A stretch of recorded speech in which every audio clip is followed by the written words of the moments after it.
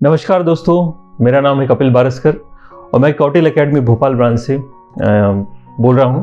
और आज हम बात करेंगे 21st सेंचुरी की सबसे बड़ी और सबसे रिवॉल्यूशनराइज टेक्नोलॉजी क्रिप्टो करेंसी के बारे में, जो कि आपने काफ़ी बार न्यूज़ में सुना होगा कि क्रिप्टो करेंसी क्या है, कैसे वर्क करती है। तो इसी के बारे में आज हम चर्चा करेंगे कि क्रिप्टो करेंसी कैसे वर्क करती है और ये एक्चुअल में है क्या। तो क्रिप्टो करेंसी एक डिजिटल करेंसी या वर्चुअल करेंसी है जिसका यूज़ मीडियम ऑफ एक्सचेंज में किया जाता है या फिर क्रॉस बॉर्डर पेमेंट में किया जाता है। तो हम ये दो टर्म्स, जो मीडियम ऑफ एक्सचेंज आया है और क्रॉस बॉर्डर पेमेंट आया है, तो इसके बारे में देखते हैं क्या है ये एक्चुअल में। तो सबसे पहले आता है क्या medium of exchange. Medium of exchange मतलब आप जब कोई व्यापार करते हो, जब कोई बिजनेस करते हो, तो उस समय आप किसी वस्तु को लेने के लिए या देने के लिए दूसरे व्यक्ति से क्या लेते हो या क्या देते हो, ये होता है मीडियम ऑफ एक्सचेंज। जैसे अपन इसको समझे तो इतिहास में सबसे पहले मीडियम ऑफ एक्सचेंज होता था, बार्टर सिस्टम होता था, वस्तु विनिमय जिसे कहते हैं कि भाई किसी वस्तु को आपने दूसरे व्यक्ति को दिया और दूसरे व्यक्ति ने दूसरी कोई वस्तु आपको दी, तो ये वस्तु विनिमय था। उसके बाद जैसे आगे बढ़े हम, तो फिर उसके बाद आई करेंसीज। तो करेंसीज यानी क्या, कॉइन्स है जिसको हम सिक्के बोलते हैं, आज भी चल रहे सिक्के। तो पहले गोल्ड के सिक्के आए, फिर सिल्वर के सिक्के, तांबे के सिक्के भी चले, ठीक है। फिर उसके बाद पेपर करेंसी आई हमारे पास। पेपर करेंसी मतलब नोट हम देख रहे हैं, 1000 के 500 के नोट्स देखे हमने, फिर बॉन्ड देखे, चेक देखे, तो ये पेपर करेंसी है।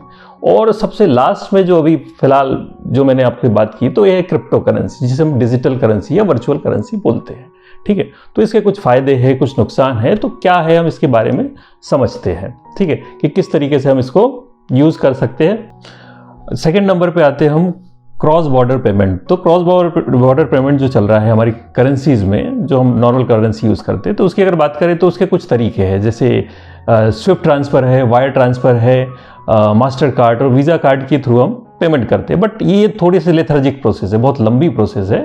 तो लंबी प्रोसेस कैसे है, क्योंकि इसमें पार्टीज बहुत ज़्यादा होती है, कई बैंक इन्वॉल्व होते हैं। जब भाई हमको क्रॉस बॉर्डर यानी किसी देश में दूसरे देश में पैसा ट्रांसफ़र करना होता है, तो किस तरीके से ट्रांसफ़र होता है भाई, तो यहाँ का बैंक अगले बैंक से क्या करेगा, कॉन्टेक्ट करेगा। बीच में हो सकते दूसरे मीडियम्स भी हो, जैसे ब्रोकर्स हो।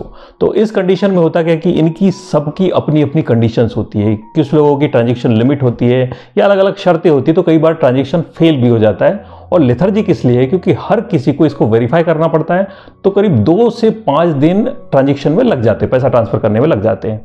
तो भाई इस प्रोसेस को और सिंपल करने के लिए क्रिप्टो करेंसी आई हुई है। क्रिप्टो करेंसी में कैसे हो पाएगा हम आगे देखेंगे, बिल्कुल बात करेंगे इस बारे में, ठीक है। और अगर एक बात करें तो ये प्रोसेस जो पुरानी प्रोसेस है पैसा ट्रांसफ़र करने की, ये बहुत ज़्यादा एक्सपेंसिव भी है। क्यों? क्योंकि हर ब्रोकर, हर बैंक अपना अलग कमीशन काटता है। और इस समय अगर मान लो करेंसीज में फ्लक्चुएशन हो जाए, जैसे कि हम इंडिया से पैसे ट्रांसफर, रुपए INR ट्रांसफर कर रहे हैं USD US डॉलर में, जैसे कि कहाँ US में ट्रांसफर कर रहे हैं, तो इस समय अगर पैसों का फ्लक्चुएशन यानी करेंसी का फ्लक्चुएशन हो गया, तो हमने जितना अमाउंट भेजा उतना अमाउंट वहाँ पहुँच नहीं पाएगा, क्योंकि 5 दिन में ऑब्वियस है कुछ ना कुछ फ्लक्चुएशन होगा। तो ये भी चीज़ इसने रेक्टिफाई कर दी, किसने, क्रिप्टो करेंसी ने। तो अब क्रिप्टो करेंसी की कुछ अपन बातें करते हैं, तो ये इन सब चीज़ों को रेक्टिफाई कर रही है। इसलिए कई मेजर कंपनीज आपने देखा होगा, सुना होगा न्यूज़ में कि टेस्ला हो गया, माइक्रोसॉफ्ट हो गया, एक्सपीडिया हो गया, वॉक्सवैगन वगैरह, ये बड़ी बड़ी कंपनीज क्रिप्टो करेंसीज में पेमेंट लेने लगी है। तो इसी वजह से ले रही, क्यों? क्योंकि इसके कई फायदे हैं, जिसमें मैंने कुछ आपको गिनाए हैं। जैसे एक करेंसी होती कई, जैसे 9,400 करीब क्रिप्टो करेंसीज अभी एक्टिव है प्रेजेंट में। तो इसमें से एक क्रिप्टो करेंसी है रिपल XRP, जिसका यूज़ बैंक भी कर रहे हैं क्रॉस बॉर्डर पेमेंट्स में। क्यों? क्योंकि रिपल को मुश्किल से 10 सेकेंड्स लगते हैं पैसा ट्रांसफ़र करने में।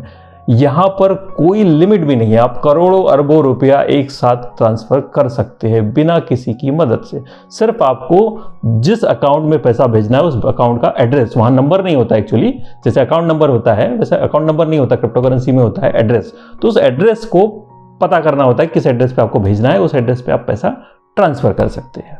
तो क्रिप्टो करेंसी की अगर हम डेफिनेशन की बात करें, इसके बाद मैं डेफिनेशन को और एक्सप्लेन भी करूंगा, एलेबोरेट करूंगा। तो डेफिनेशन अगर देखा जाए तो cryptocurrency is a digital और virtual currency which verified transaction and maintain the records by using decentralised system which works on cryptography. अब ये जो मैंने बोला, इसमें 2-3 टर्म्स आई है, एक आई है क्रिप्टोग्राफी और एक आया है डिसेंट्रलाइज्ड सिस्टम, ठीक है। तो डिसेंट्रलाइज्ड सिस्टम और क्रिप्टोग्राफी है क्या? डिसेंट्रलाइज्ड सिस्टम मतलब कोई और व्यक्ति या फिर बहुत सारे लोग मिलकर इस सिस्टम को चलाते हैं। तो ये सिस्टम कौन सा है और किस चीज़ पर वर्क करता है? ये क्रिप्टोग्राफी पे वर्क करता है। जैसे क्रिप्टो करेंसी क्रिप्टोग्राफी पे वर्क करती है, तो क्रिप्टोग्राफी है क्या? क्रिप्टोग्राफी मतलब कोड्स के फॉर्म में आप इसको चलाते हो। तो एक 2009 में एक टेक्नोलॉजी आई थी जिसे कहते हैं ब्लॉकचेन टेक्नोलॉजी, और एक्चुअली क्रिप्टो करेंसी का जन्म इसी टेक्नोलॉजी से हुआ है। ब्लॉकचेन टेक्नोलॉजी क्या होता है? तो ब्लॉकचेन जो है कुछ सेट्स ऑफ ब्लॉक होते हैं, ठीक है, ब्लॉक के बहुत सारे सेट्स होते हैं नेटवर्क पे, और ये इसी सिस्टम पर क्रिप्टो करेंसी काम कर रही है। और ब्लॉकचेन टेक्नोलॉजी पर और बहुत सारे वर्क किए जाते हैं, जिसमें से एक वर्क हम क्रिप्टो करेंसी का कर रहे हैं। जो सिस्टम डेवलप हुआ है क्रिप्टो करेंसी का, वो ब्लॉकचेन टेक्नोलॉजी पर हुआ है। अब क्या है भाई ब्लॉकचेन टेक्नोलॉजी? तो ब्लॉकचेन टेक्नोलॉजी एक्चुअली है क्या? आपका क्रिप्टोग्राफी है ना, क्रिप्टोग्राफी पे वर्क करता है। तो जैसे हम समझे ब्लॉकचेन को, तो ब्लॉकचेन मतलब होता है एक बहुत सारे ब्लॉक्स का एक सेट होता है नेटवर्क पे, ठीक है। और ये ब्लॉक्स में होता क्या है कि हर ब्लॉक अपने अगले ब्लॉक का डाटा सेव करके रखता है, ठीक है। जैसे अगला ब्लॉक है, पिछला ब्लॉक ही एक दूसरे का डाटा सेव करके रखते हैं। अगर आप पिछले ब्लॉक को थोड़ा सा भी छेड़ोगे तो अगला ब्लॉक उसे इनवैलिड कर देता है। इसलिए सबसे सिक्योर इस टेक्नोलॉजी को अभी तक माना गया है। इसी को हैक करना नामुमकिन है, फिलहाल तो नामुमकिन है, अभी तक नहीं कर पाए। जैसे आप देखोगे कि किसी ट्रांजेक्शन में हजारों या लाखों ब्लॉक बने हुए हैं, आप हर ब्लॉक को कैसे चेंज कर सकते हो? आप अगर SBI की बात करें, है ना, तो SBI का एक सर्वर है जहाँ पे पूरे ट्रांजेक्शन रिकॉर्ड होते हैं। अगर आप सर्वर को हैक कर दोगे मतलब SBI को हैक कर दोगे, ठीक। बट क्रिप्टो करेंसी में या फिर ब्लॉकचेन सिस्टम में आपको उन हजारों ब्लॉक्स को एक साथ हैक करना होगा, जो कि पॉसिबल नहीं है। किसी एक ब्लॉक पे कोई हैकर अटैक भी करे तो अगला ब्लॉक पिछले ब्लॉक की पूरी इंफॉर्मेशन रखता है, और जैसे वो इंफॉर्मेशन मैच करेगा वो उसे इनवैलिड कर देगा। इस वजह से इसको हैक करना फिलहाल नामुमकिन है। इसलिए अगर सिक्योरिटी की बात की जाए तो दुनिया का सबसे सिक्योर सिस्टम क्रिप्टो करेंसी का सिस्टम माना जाता है। हाँ, यहाँ पर अकाउंट्स या फिर अकाउंट्स इन द सेंस बोला जाए कि आपका फ़ोन हैक हो सकता है, तो फ़ोन हैक होता है तब कुछ दिक्कतें हो जाती है, या फिर कोई सर्वर पे काम कर रहा हो तो फिर हैकिंग हो जाती है। आप ब्लॉकचेन को हैक नहीं कर सकते हैं। तो अगर बात करें हम क्रिप्टो करेंसी की, तो क्रिप्टो करेंसी पे दो तरह की क्रिप्टो करेंसी का कंसेप्ट आया है, एक है सेंट्रलाइज और दूसरी है डिसेंट्रलाइज। तो फिलहाल आपने जितनी भी क्रिप्टो करेंसी के नाम सुने हैं वो पूरी की पूरी डिसेंट्रलाइज है। जैसे सबसे बड़ी करेंसी माना जाता है बिटकॉइन को। तो बिटकॉइन जो है 2013 में सतोशी नाकामोटो नाम के एक जापान के सॉफ्टवेयर इंजीनियर थे, इन्होंने इसको इन्वेंट किया था। तो इन्होंने सबसे पहले ब्लॉकचेन टेक्नोलॉजी पे काम करके बिटकॉइन को बनाया था। इसे मदर करेंसी भी बोला जाता है। इसके बाद अभी प्रेजेंट में करीब 9000 क्रिप्टो करेंसीज मार्केट में है, ठीक है। तो बिटकॉइन के बारे में अधिकतर लोग, बहुत सारे लोग जानते हैं, ठीक है। ब्लॉकचेन पे काम करता है और आप क्रॉस बॉर्डर पेमेंट या फिर मीडियम वेब एक्सचेंज इसका यूज़ कर रहे हैं, और प्राइस इसका हमेशा बढ़ते जा रहा है। तो इसके नेटवर्क की या इसके सिस्टम की बात करें कि कैसे डिसेंट्रलाइज है, कौन इसे चला रहा है, तो इसकी अगर बात किया जाए तो इसमें एक टर्म आती है माइनर्स की, ठीक है। माइनर्स, तो माइनर्स होते क्या है? जैसे माइनर्स आप हो सकते हैं, मैं हो सकता है, या कोई भी माइनिंग कर सकता है। उसे सिर्फ चाहिए कुछ कंप्यूटर चाहिए जो कि बहुत हाईली कैपेबल हो, जिसकी आजकल मशीनें भी आने लग गई है, जैसे बिटमेन के माइनर्स वगैरह हैं। तो ये मशीनें आ गई, इसे आपको इंटरनेट से कनेक्ट करना पड़ता है और ये ऑटोमेटिक वहाँ पर काम करना चालू कर देती। तो एक्चुअली जैसे मैं इसको समझाना चाहूँ अपने बेसिक सिस्टम से, तो बेसिक सिस्टम में क्या है कि SBI में अगर देखा जाए तो SBI में एक सर्वर काम कर रहा होता है, जिसे मेंटेन कौन करता है? SBI की टीम मेंटेन कर रही होती है। ऐसे ही यहाँ पर जो नेटवर्क को मेंटेन कर रहे होते हैं ये माइनर्स होते हैं। कोई भी माइनिंग कर सकता है, पूरे दुनिया में माइनिंग चल रही है बिटकॉइन की, कई जगहों पर चल रही है, ठीक। तो ये क्या करते हैं एक्चुअली माइनर्स, अब ये जानते हैं। तो इनके जो सिस्टम होते हैं, जो बहुत पावरफुल सिस्टम्स होते हैं, ये करते क्या है कि ये ट्रांजेक्शन को रिकॉर्ड करते हैं और वेरीफाई करते हैं और डाटा को सिक्योर करके रखते हैं। तो ऐसे कई सारे, तो ये डिसेंट्रलाइज हो गए, किसी एक के हाथ में नहीं है। ये इंफॉर्मेशन कई सारे माइनर्स के पास में होती है। जैसे मान लो मैंने किसी सामने वाले व्यक्ति को बिटकॉइन ट्रांसफर किए, तो मुझे नहीं पता कि वो ट्रांजेक्शन वेरीफाई करने वाला इस दुनिया का कौन सा माइनर है, ये नहीं बताया जा सकता है। ये ऑटोमेटिक सॉफ्टवेयर के थ्रू, पता नहीं किसी से के भी थ्रू ये आपका ट्रांजेक्शन वेरीफाई होगा और मेंटेन होगा इसका रिकॉर्ड, और वो ट्रांजेक्शन सक्सेसफुल कर दिया जाएगा। तो अब हम ये सोचेंगे कि भाई कोई क्यों माइनिंग करेगा, तो इसका भी एक रीज़न है।